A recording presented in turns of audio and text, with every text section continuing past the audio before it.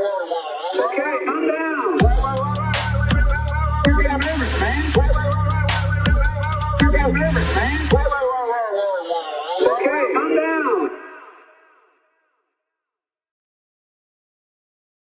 Hello and welcome to the Katie Halper Show. Very excited to be here with you. We are playing an interview with an incredible person I'm so honored to have spoken to. Her name is Ghada Karmi, and I will tell you more about her shortly. But of course, do have to remind you guys and thank you all for coming to the show.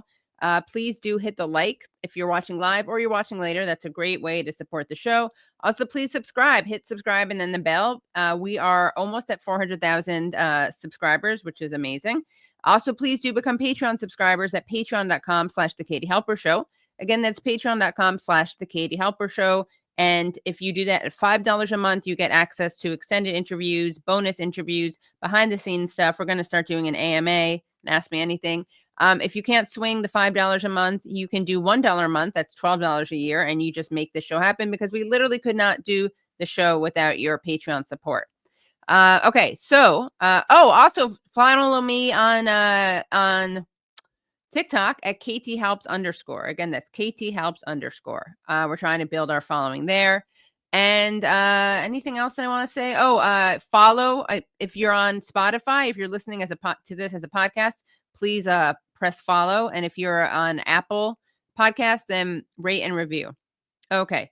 Thank you guys so much. All right. So also had a great event Sunday night at Busboys and Poets with Noura Ericott and Craig McIver. Thank you to Andy Shalal of Busboys and Poets for putting that together. We'll be playing clips from that throughout the next couple of weeks.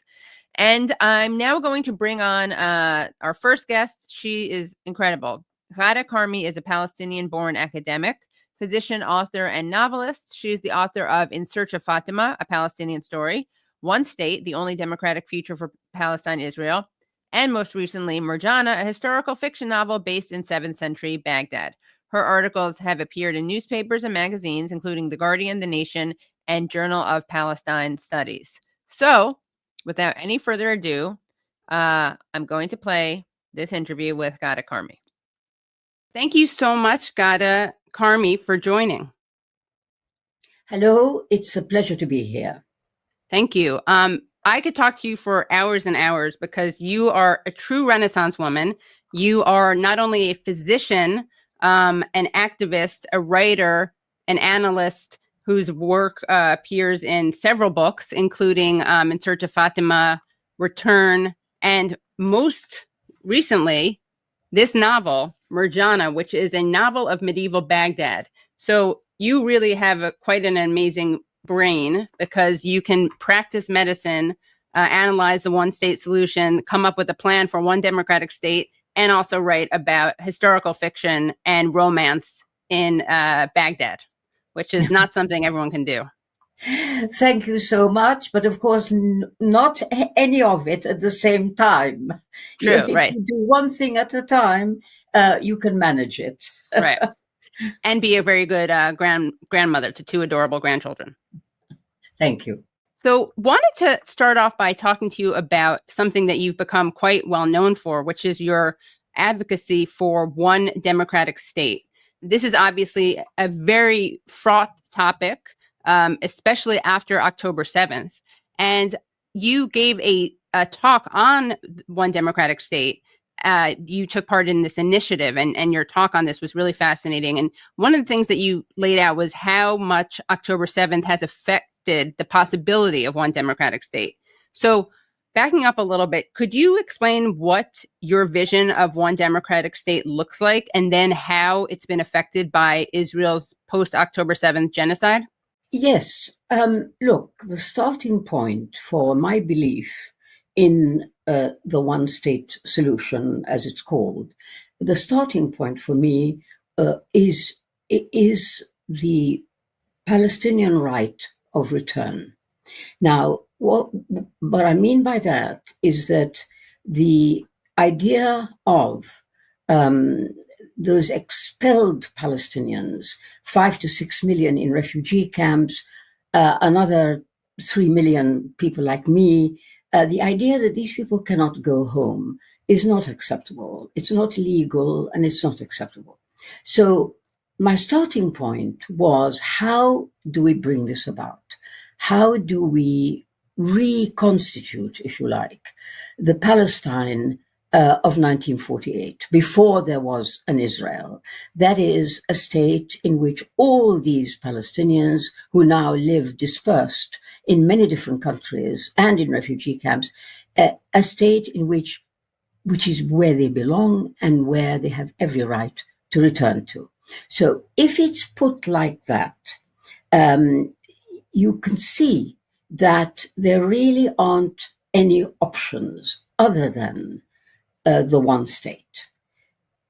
Because if you regard the population of Palestine as it was mostly Palestinian Arab, and then over years, due to immigration and the creation of Israel, it became about half and half Israeli Jewish. So, there are there is a community in Palestine, which is an Israeli Jewish community.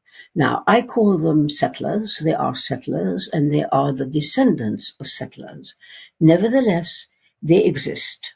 So, if you like, once you pose the issue like that and you say, well, now here we have a set of people, Palestinian Arabs, who used to live in this land, and they have been expelled from it unfairly, unjustly, and they've been kept out. These people need to go home.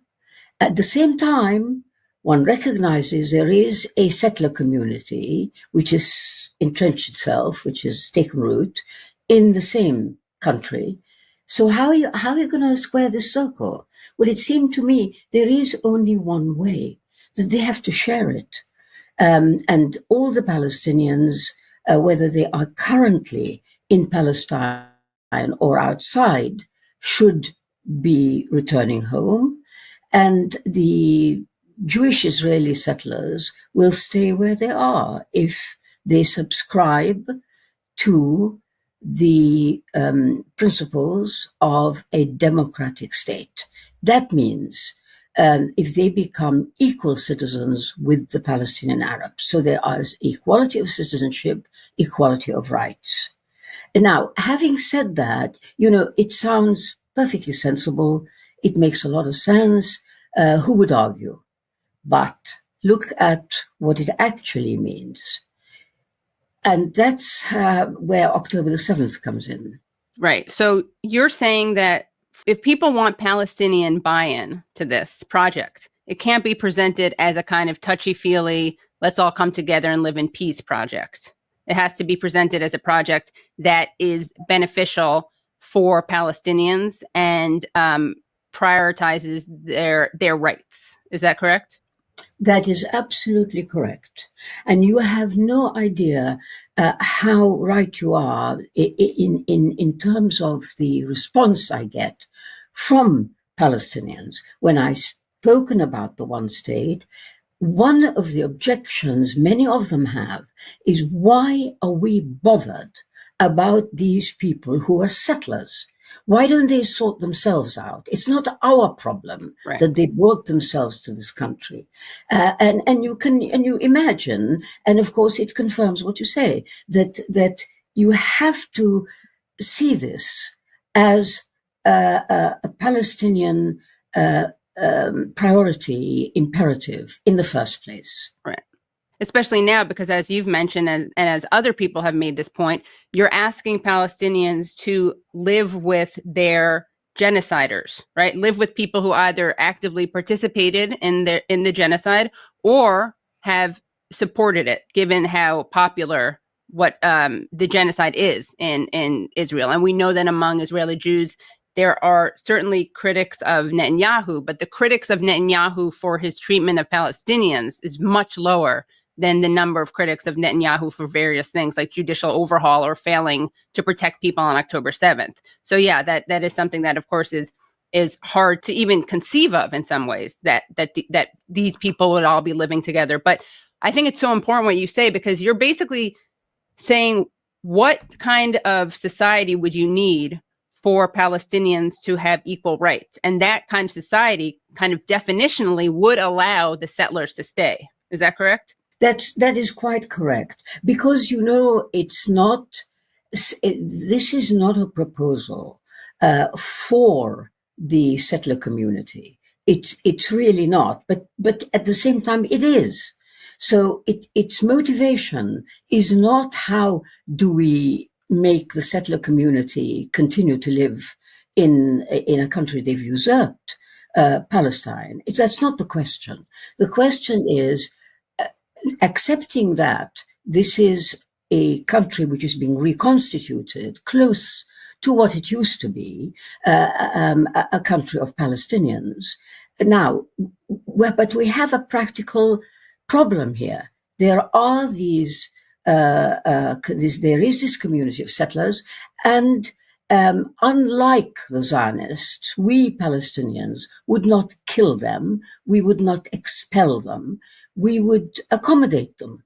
And the best way to accommodate them and the returning Palestinians is through a democratic state which confers equal rights on everybody, irrespective of their origin, their creed, gender, etc. That seems to be, to me, the best way to look at it. Now, you raise a very interesting point, which is, this is all very well, but we've had October 7th. We have a genocidal war against the Palestinians of Gaza. We have an ethnic cleansing campaign going on in the West Bank. So how would this come about? How would it come about, number one?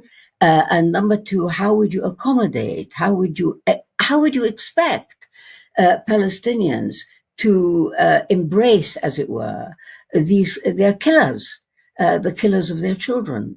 And this is terribly, terribly fraught. But we always have to go back to who is the perpetrator here, and who are the people, what is it that brought this about? It's not the Palestinians. It's not in any Arab state. It is the Zionist movement, which plucked a people out of Europe and brought them from various different countries and planted them in Palestine. And this is the consequence. So, I sometimes sort of think this is a problem that's landed on our laps. We never asked for it. And here it is. Right. And what makes it especially frustrating is that it was a project of Western imperialism that, as you say, kind of took this group of people. And of course, there were Jewish Zionists, but it's instructive to remember the first political Zionists were actually Christian, because part of Zionism's roots has been, of course, a desire to rid the West of Jews, solve the Jewish problem. And so you had the West pluck, as you say, instead of letting in the people many of whom were fleeing a Holocaust, instead of letting them into their own countries, they decided that they would solve this problem by putting them in a country where people already lived. Indeed. And if you think about it, what an outrageous idea. How dare you, if I were speaking to the West, if you like, how dare you open my country, open the doors to people like this, that you have persecuted, that you have made victims, fleeing from your conduct towards them. How dare you let them in to a country which is entirely innocent of any crime against the Jews? But you see that. You see, we go round and round, and unfortunately, you always end up with the fact this is a fait accompli. So, it's no good, however much one goes back into the past and says this should never have happened, and quite clearly it should never have happened. And you're quite right. It's motivated by a mixture of anti-Semitism and imperialist design. That's really what happened. And so here we are, we're landed with this problem. But I wanted to actually go back to the question of October 7th and the kind of difficulties one anticipates when talking about these two communities living together. One can understand that it's entirely different. You can imagine that it would not be acceptable. However, there is something, people need to understand, which is that the way that the Jewish Israeli public has been behaving in terms of supporting the genocide and supporting the army's really depraved behavior, and there's no other way you can describe it. Why do these people, this is the Israeli public I'm talking about, not Netanyahu and his government. What on earth is the Israeli public doing supporting these kinds of activities? Well, you see, the glib answer would be to say, well, on October 7th, this terrible thing happened and everybody was terribly shocked and was very angry and is out for retribution and so on. That's partly true, but it's not the whole truth. The reality is, if you look back in history and you look at the early Zionists and the way that they manipulated British government figures in order to get them to allow the Zionists into Palestine, you will notice that there's certain characteristics of this group which are with us today, and you can see them. They explain exactly why this population supports something so awful as child killing. Well, you see, from the very beginning, and this fascinates me, this whole subject, from the very beginning, the Zionists who spearheaded the Zionist movement and wanted to take over Palestine in order to create a Jewish state were people who were very specifically arrogant, had a sense of entitlement, and they believed that gaining Palestine by permission of the British was their due. It was only their due. They had absolutely no interest in the Palestinian people, in what it would mean. For them, it was entirely about Jews like them. That characteristic, I want to say, has never changed. It's with us today. And I think it explains why there is this extraordinary acceptance of the most ugly atrocities against an innocent people. It's the same mentality. It says, we are the ones who count. We are the ones that matter. We don't care about any of these subhuman trash called Palestinians. And this really does have a practical significance when you try to think, how can you accommodate people like this? Right. I think it's so interesting what you said just now. You said there is an arrogance and like a concern with Jews like them, because you even see the internal kind of racial ethno-supremacy that existed of Ashkenazi Jews towards Mizrahi Jews, right? So even there's this Jewish supremacy that exists undeniably, and even Iraqi Jews, Egyptian Jews, those Jews, Yemeni Jews, they were seen as inferior, but they were needed to help create the demographic majority. So all I'm saying is that it's so true what you're talking about, this racist, racialist, ethno-supremacist characteristic that we see that has managed to create a Jewish majority and has managed to, in some ways, this often happens with racism and with kind of pitting populations against each other, right? But they've taken these undesirable Jews and made them Israeli so that these lesser than Jews have the rights of the purer Jews and can unite and be oppressing Palestinians. Yeah, absolutely. And that's very well described. However, our discussion really must develop into a very important question, which is not so much about Zionism and the characteristics of Zionists and how they've behaved and the racism, etc., etc. Rather, we should talk about the enablers of Israel. You see, you can be a group of people with a particular sense of entitlement, supremacy, whatever you feel like.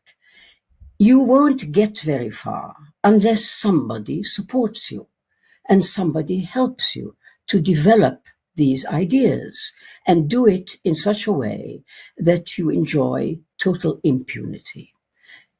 Now, I'm looking forward to the time when the discussion moves on to something really very important, which is why and who are these forces that are permitting Israel to behave in this way? What is it that underpins Israeli impunity?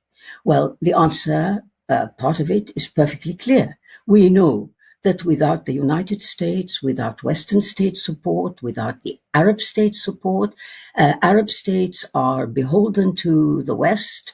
They are vassal states, frankly, to America. So in that sense, they help in this project. It is those enablers that I think we should be talking about. Because if they stopped supporting Israel, if they stopped enabling the genocide, it will end. So, well, is it not therefore time for us to talk about these enablers? What is in it for them? Why are they doing it? How can they be stopped? Leaving aside Israel as a hopeless case, if you like, in the sense that it will continue to behave in the way that it's learned to behave and to get away with. Therefore, the question then, I think, is urgent and it needs an answer and it needs action. Once we've analyzed and understood why are these Western states doing this? Why are they so anxious to protect Israel? And of course, where you live in the United States and me in the United Kingdom, these are states that are frontline in terms of protecting Israel. And they do it in a very pernicious way. They do it by suppressing all criticism of Israel. No criticism, Israel is above criticism. Like Caesar's wife, they are above reproach. And so, why? What is this? And so sometimes I think to myself, in a moment of despair, if the amount of energy and the coordination, the machinations, the strategies that go into shutting up criticism of Israel, suppressing the Palestinians, because of course they are critical, their very existence is a criticism of Israel, shutting those people up, denying them a voice, takes a lot of energy and planning and work. Why is this being expended on a project to suppress the truth about an awful situation, an atrocious situation, which should be ended? All that energy should be focused on ending the genocide and making something of the one state idea which I've been talking about, which I believe in. Why is the energy not expended there? So, what you're saying is very important, which is that we have to be looking forward. We can't be kind of rehashing history, but we also have to look to the history and the relationships and the power dynamics that exist today in order to figure out how we can break the unwavering support for Israel. So what through your various kind of intellectual and political intellectual investigations and political activism and political organizing have you discovered is the source of the West's current enabling of Israel? And then once we discuss that, then you can tell us how we can end it. And we'll be done with the problem within this interview. I'm just kidding, but yeah, that would be nice. But it's a list. People reel off this list. Imperialism, the fact that Israel is a local agent in a resource-rich region. It does as it's told. It acts for imperialist designs in important arena. So that's one. Secondly, guilt about anti-Semitism, the Holocaust. We owe them kind of idea. There's that. Thirdly, the lobby, the Israel lobby. So, it's no good looking for any other reason other than the fact that the lobby is so active and it's so strong. Christian Zionism is another one, Now, my problem with all this is, I'm sure it's part of the story. I'm sure all these are aspects that make up, the support for Israel. But I just don't feel it's enough. They don't explain enough. It is unprecedented historically, I believe. The support for Israel, which runs so deep, it's so entrenched. People are self-censoring themselves. They're terrified of being called anti-Semitic. The extent of it, the depth of it, is staggering. And I don't know that any one of those causes is sufficient. So you think there's something that we're not looking at, or do you think it's the question is what is it? The sum is greater than its parts? I think, yes, that's what I think. There are all aspects of explanation. They are all parts of explanations. But if you put them all together, it is still not sufficient. Or at least, put it another way, why aren't we talking about this? Why aren't we perhaps investigating? Perhaps they are sufficient. I don't know. Maybe I'm wrong. Maybe my sense that there's something more going on, and it's very deep. It goes very deep. I think it's very psychological, and it's really quite sinister in a way. I think that something that is unique, because there's a whole debate, right, about how unique is Israel. And one of the things about Israel is it's slightly anachronistic, right, in terms of the chronology and the history. It was created when a lot of other nations were going through decolonization. But I do think that there is, in terms of perniciousness, I think that something that is unique to Israel and makes the pro-Israel propaganda especially strong is this really potent combination of ethno-nationalism, Jewish supremacy, and also that tied up with the discourse of liberal democracy and identity politics. So it's not about Jews occupying lands or ethnically cleansing people. It's about Jewish self-determination. It's about sovereignty, right? And I feel these obviously go in big quotation marks because it's not that, but that's what it's been rebranded as. And I do think that, we can't underestimate the way elites have leveraged the trauma and tragedy of history to whitewash current ethnic cleansing and genocide. I mean, I think that's part of what makes it so sordid and also so effective, right? If it weren't for the Holocaust, Israel's actions would be seen for what they are. Well, I think that the Holocaust has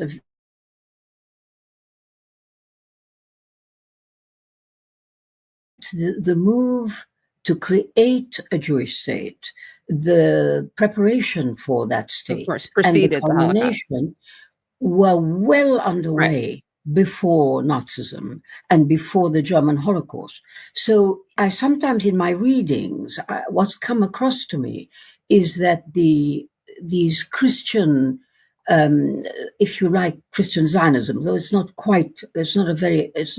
a perfect description, but the Christian awareness of officials in the British government and the British ruling class, somehow it rang a bell with them. The idea of the restoration of the Jewish people to the ancient homeland, it's very powerful.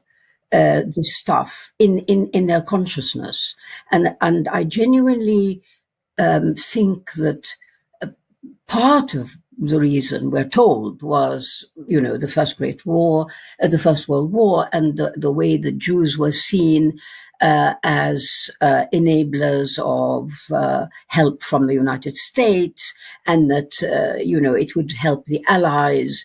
These kinds of ideas and these explanations, yet they would only be accessory to the fundamental fact, which is that somewhere in the Christian consciousness is a deeply buried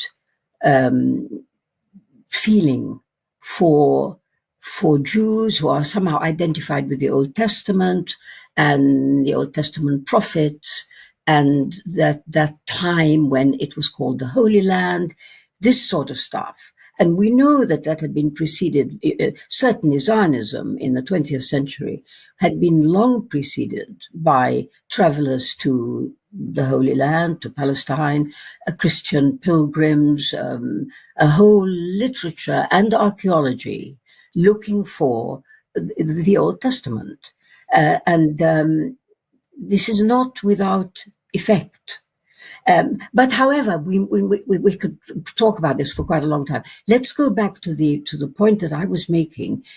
I think it would be very fruitful to have a focus on this issue, to actually say, wait a minute, Israel will continue to behave like this. It's like asking a raging bull to please, would you mind, just can you please leave?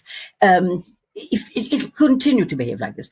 The question is, who are the people who've let this bull out and are feeding it? That is the question.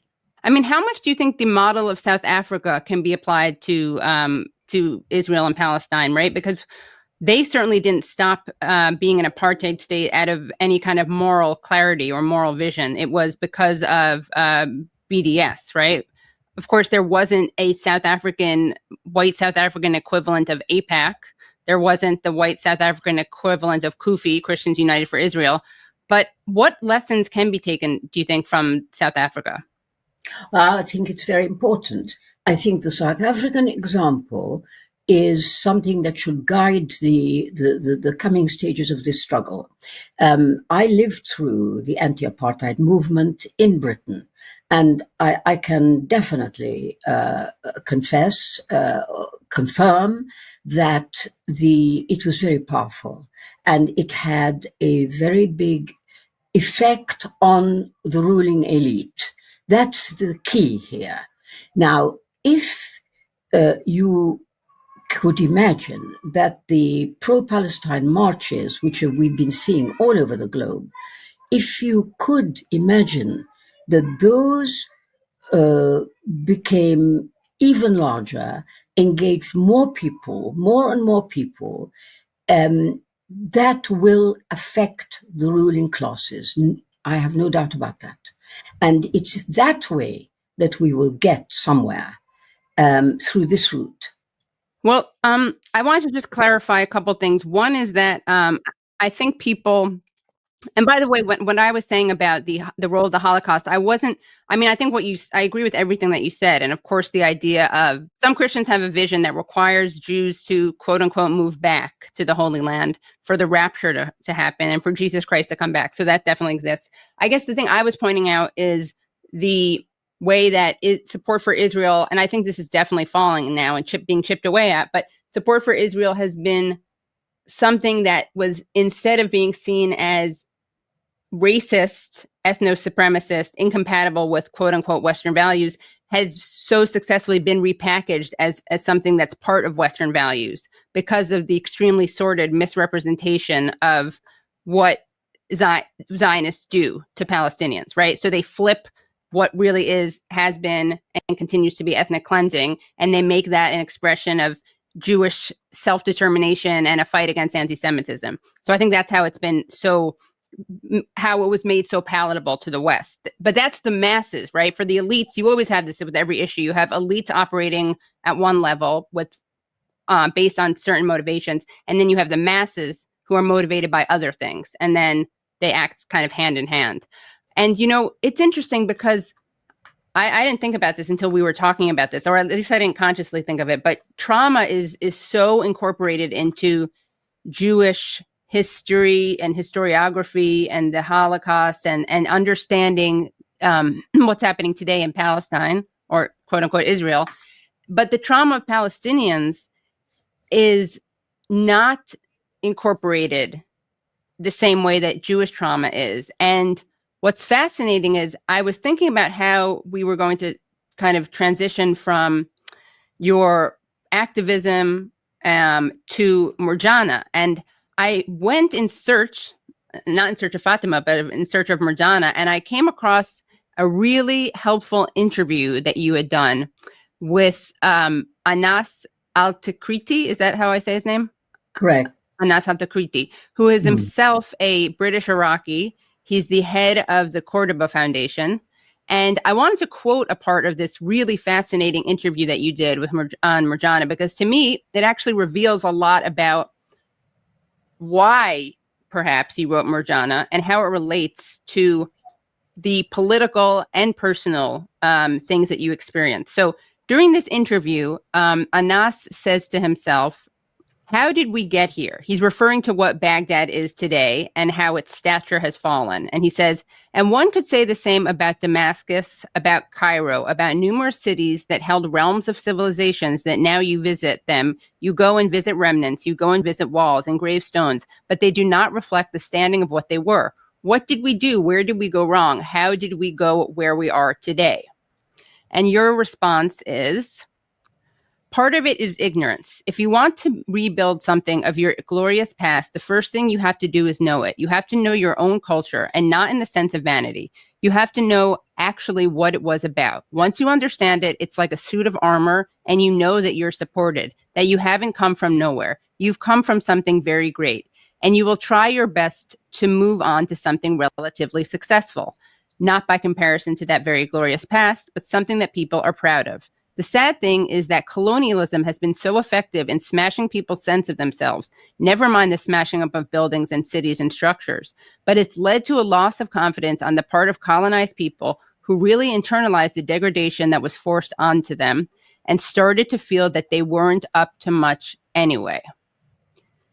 So how did you experience that? And is that, to me, once I heard that, I was like, oh, that's one of the things that Murjana does. Now, again, Murjana is about it's a historical fiction. It involves political intrigue. There's Sunni Shia rivalry.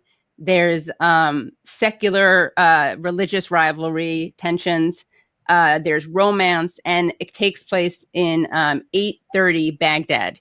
You, of course, are Palestinian. Today is 2025.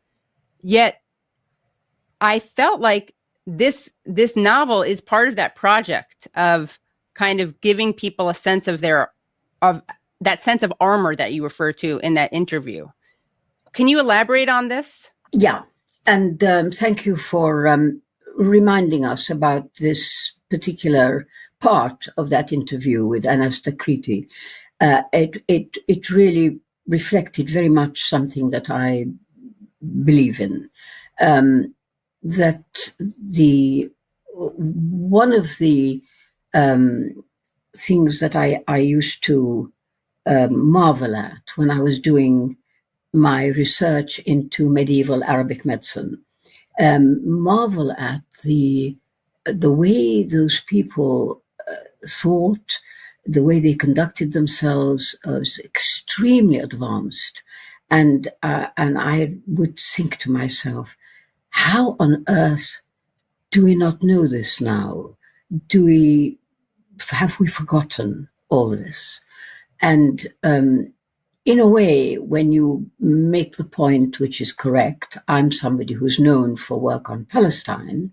Why on earth am I writing about medieval Baghdad?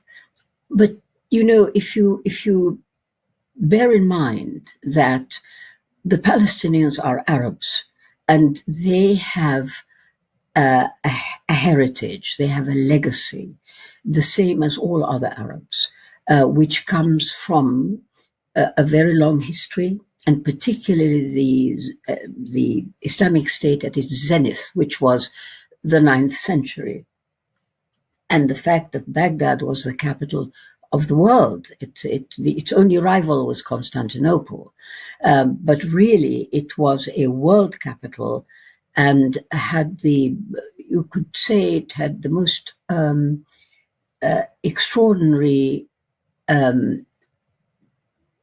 culture, philosophy, arts, architecture, engineering, really mathematics, astronomy. It was quite mind-boggling.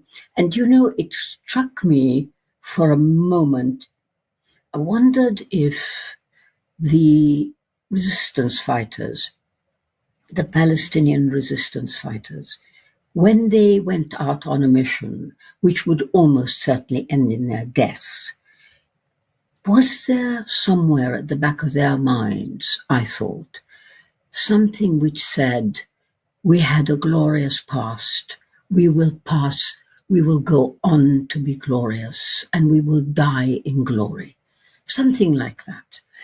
Who knows what passes through the mind of a resistance fighter at that moment, but that is something that occurred to me. And I very much wanted to bring that great past to life.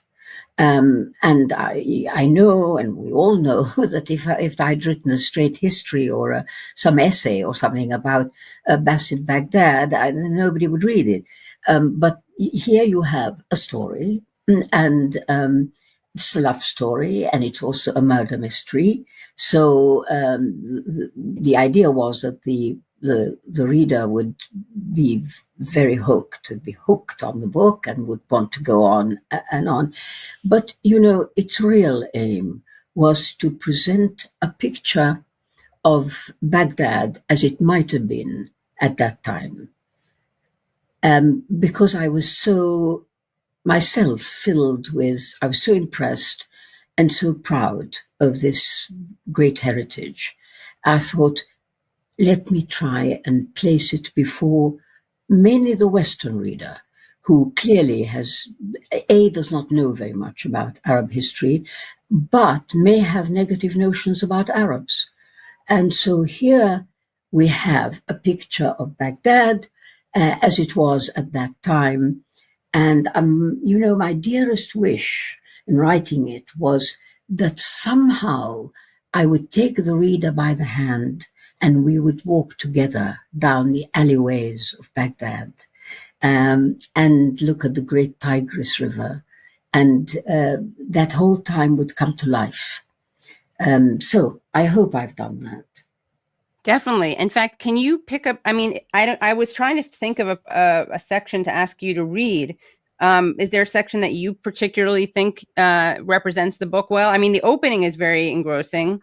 I just want to give people a sense of it because, again, as your writing is very powerful. As is obvious from In Search of Fatima, but also this. I was hooked right away, and I actually found myself. So when I sleep, I like to listen to things, fall asleep to like sleep stories, and I was so kind of in this zone of wanting to be on the streets of Baghdad. I was looking on YouTube for some Baghdad related story. I found like the Hanging Gardens of Babylon. I was really like craving that sense that you create so well. Can you read a segment of this? This is it's the early it's the opening of the book, and it should give you an idea of about Baghdad. It was early spring. The weather was mild, with no hint of the scorching summer days to follow, when the city shimmered in the heat and no one stirred in the burning afternoons. Baghdad had become the capital of the Islamic world. Built by the second Abbasid Caliph, its unique circular design was an engineering marvel.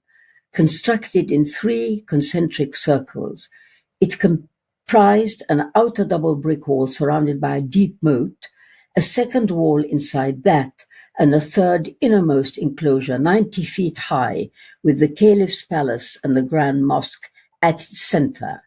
Unrivaled anywhere were its spacious streets and harmonious architecture, its beautiful landscaped gardens rich with flowers, trees, and fountains, its wide bridges traversing the Tigris in parallel rows, and its fine public buildings and bathhouses gracing every district. The round city was not even a century old, yet spread out majestically on the west bank of the river, it seemed eternal. Yeah, and it really, I mean, that is great, and then it just draws you in with a mystery right away, that you kind of can't put down. That gives you a sense of how well it's written, and how vivid the descriptions are. But what I was so fascinated to learn that you did all this research earlier in your life about medicine in Iraq. So when in your life did this research take place, and what was the research? How did you do it?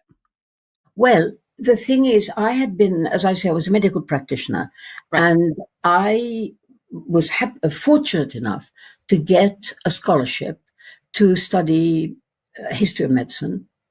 So I moved sideways. Most of my colleagues were trying to move upwards along the ladder of getting more and more senior as doctors. I moved sideways into medical history, and I was very fortunate. I was based at something called the Wellcome Institute, which is a marvelous place with a huge library, and I was able to look into the Arabic period, the medieval period, which would include the period of the book Murjana. Now, I think it was very necessary to be able to read Arabic, which I was able to. So I was able to get hold of quite a few manuscripts, because one thing I need to make clear, these books that these early physicians wrote were not printed, very often not printed. So they exist only in manuscript form. And that has its own discipline as well. You know, you have to know how to read a manuscript. So I did that, but it had a really extraordinary effect on me. It put me right in touch, palpably, literally in touch with the writers. After all, this is ink on parchment and on paper, also on paper, and you by touching it, by turning the pages, you are reproducing, you are being in touch almost with whoever it was who wrote the thing hundreds of years ago. I mean, that's really so fascinating. So I did a lot of work on that, and at the end of my period of my scholarship, I had got a very deep knowledge of the way the Arab doctors in those centuries saw the human body, what their practice consisted of, what their concept of disease and cure were, extremely different to ours, completely different, and yet very, very important. And, you know, I just add this, the theory that underlay all their medical practice was something called the theory of humors. Now, if one says that, people look blank and they don't know what it is. I know But it's yellow bile, black bile, phlegm, and what's the last one? blood. Blood. How could I have Yes. missed the most? Very good, very good. Now, the doctors believed that the body had these four essential humors, and disease happened when one of them, or maybe more than one, increased in quantity over what it should be, and therefore your job as a doctor was to reduce it back to its normal amount. And that gave rise to a nomenclature, a whole vocabulary, which is with us today. So, for example, equilibrium comes from the humoral theory, so that when all your humors are in equal proportions to each other, that is health, and it's called a state of equilibrium. But if you are something has happened and you are sick, you would be described as ill-humored, which you know very well. We have that. The term bad temper comes from the temperament, which is part of the humoral theory. So what does it mean, bad tempered? Where does this word temper come from? You know, things like, mind you, now I'm talking about slightly old-fashioned English, sanguine. Somebody is sanguine. That refers to blood. There's an excess of blood in their body. Is phlegmatic. Phlegmatic, yeah. Or even the best one of all is melancholic. Melancholy, which is black bile. Melan, black, chole, which is Greek for bile. So it's black bile, which they believed, if you got an excess of that, you then get a mental illness. Hence the word melancholy. Exactly. And melanin, I just realized, right? So if melan is the Greek prefix for black or dark. So melanin. No, melan is black. Yes. Yeah. Or dark, exactly, apparently. Exactly. Yeah. Yes. So like melanin, yeah. Yeah. Yes. And so melanin or melanoma.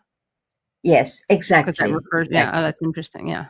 Right. Oh, wow. So there you are, you see. So anyway, so that was all very interesting. Now, I didn't think at the time, fascinated as I was by this type of medicine, you know, years and years and years later, when I turned to the writing of Murjana, of course, one of the main characters is a physician.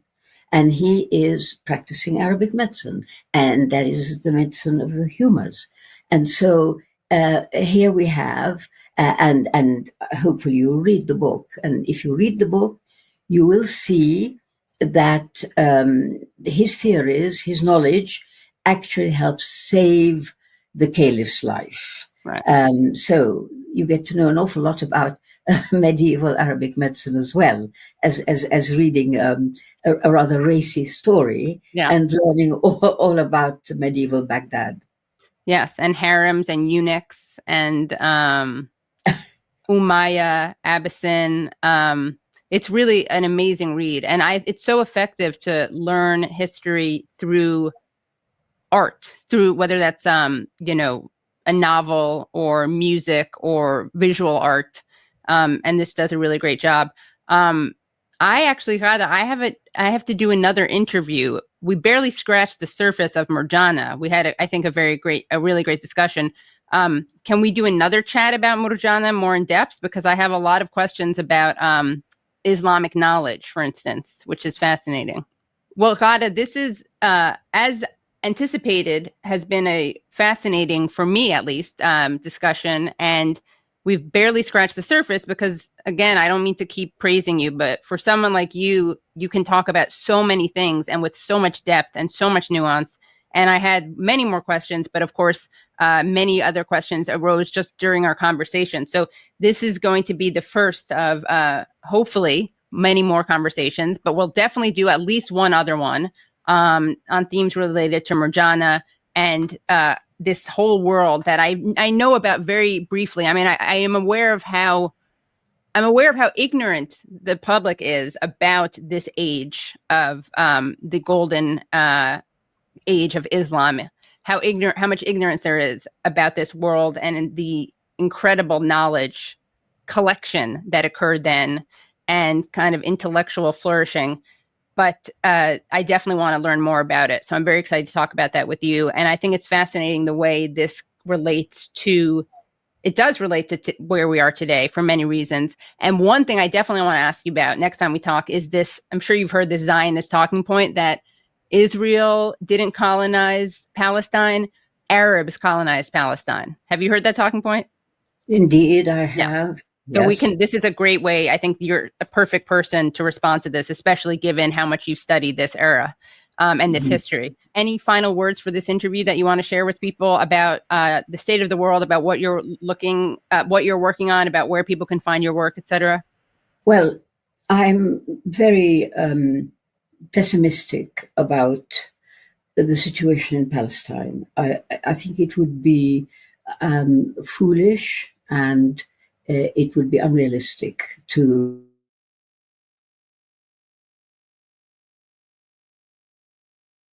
Whoa, what's that? Oh, the termination, the end of the Palestinian presence in Palestine. I think that is a distinct possibility, and it worries me more than I can express. So that is, having said that, of course, life goes on, and I very much hope that people will avail themselves of the opportunity to read some of the books that we've mentioned. Certainly my two memoirs, which all of it is readily available on from Amazon or from bookshops.